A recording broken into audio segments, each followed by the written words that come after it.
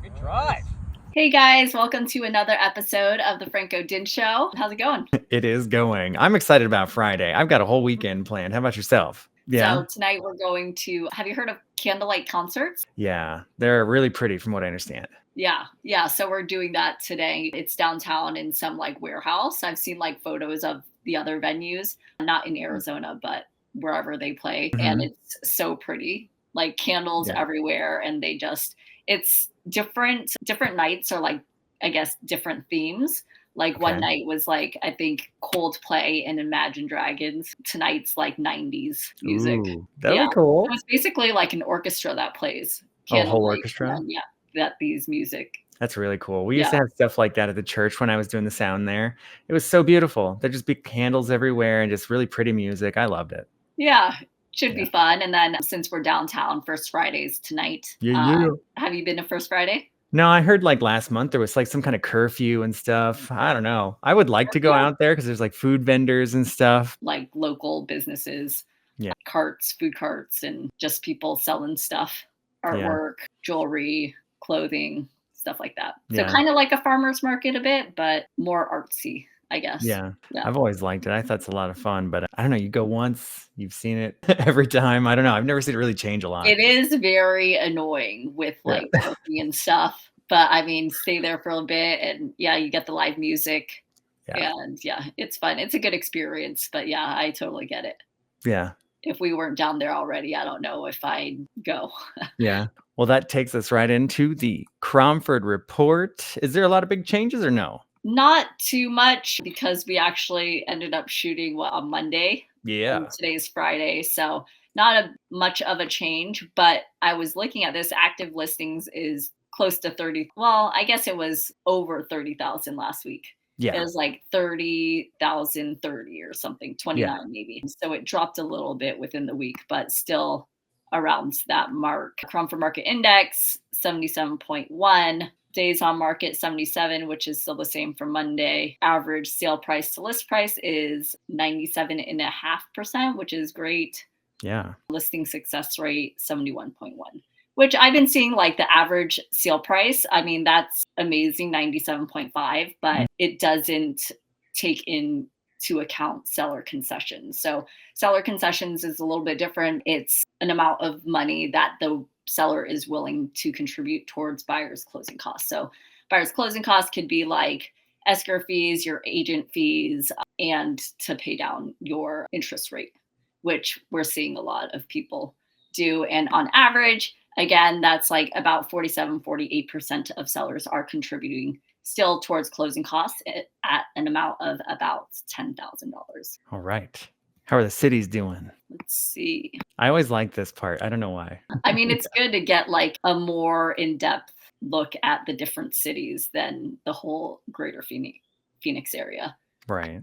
Yeah, so we have Chandler still up top, Avondale, Fountain Hills, and Glendale. All four of those are in seller markets. Glendale it has increased 1% since last month, so you do see an increase, but at 110, you're in a balanced market. So balanced market is Phoenix, Scottsdale, Paradise Valley, Gilbert, Mesa, Tempe, and Cave Creek. And then we have Peoria, Goodyear, Surprise, Quinn Creek, Buckeye, Maricopa, all in a buyer's market. So you can see the bottom five are increasing towards a seller's market, which is good. And then we have Avondale, Glendale increasing a little bit, but it's basically like, what is that? 7 cities in the green. That makes 10 cities in the red. Tempe, lowest fall at 13%, Gilbert following at 11, and Chandler at 11. And that's for the month. Wow. Yeah. So buyers are still getting leverage right now, all the leverage. Well, that brings us into the MLS check. Okay. So we have this home, 5111 East Cortez Drive. It's in Scottsdale. Magic zip code 85254. Great zip code if you don't know. So it's obviously a Scottsdale zip code, but you have Phoenix utilities and taxes. So you kind of get the benefits of both worlds. Really cool. Yeah. So, I mean, I am actually going to the open house. It's on Saturday. I just wanted to share this with you guys because it's a different way to market your home. This is by a a group that fix and flip this property.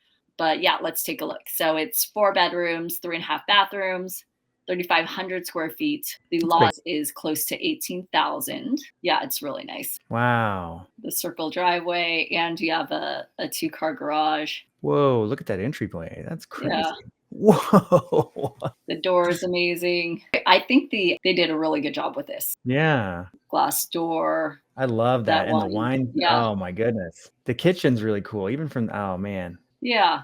I kind of like, you know how people like the open concept? I kind of like this more where it's kind of separated, but Yeah, it's still a little open too.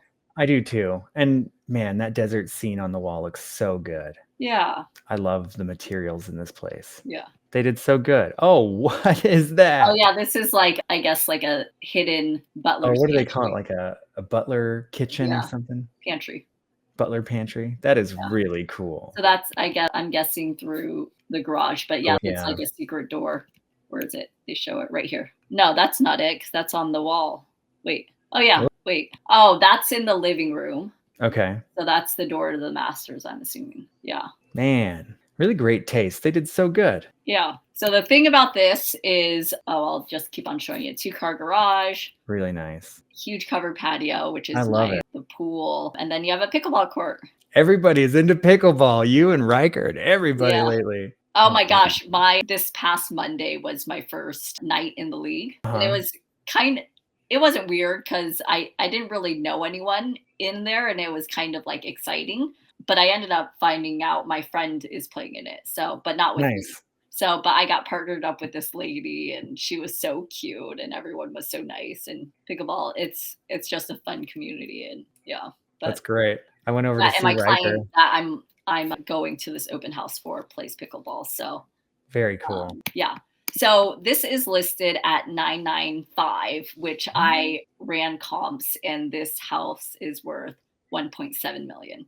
That's what I'm saying. Like So that their just whole looks thing like is it's worth like, way more. you come to this open house on this one single day for, I think it's open for like 5 hours, and you place a bid on it basically. And in the evening, they'll call the top 2 offers, and then they'll make those 2 submit an actual like a residential contract. And then they will call on Monday the other bidders who lost, who weren't in the top 2, and they will disclose what the 2 top offers are. And if you want to outbid them, then you could do so. Yeah, so it's pretty interesting how they're doing it. Apparently they do it a lot. We'll see how it goes. I'm going to see like how many people come through and all that stuff, but I'm definitely bidding on this for them. But yeah, I'm really interested to see like how it'll turn out, because I kind of get what they're doing. But if you remember, like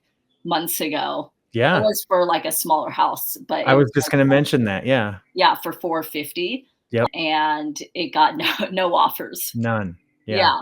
So, I mean, obviously, like the seller at this price is just a marketing tool, right? So 995, like for this house, like obviously it's going to go for larger. Yeah. You're going to have people bidding against each other and hopefully raise up the price. But in, a buyer's mind, like how would you, I guess, go about this, right? Yeah, I don't know.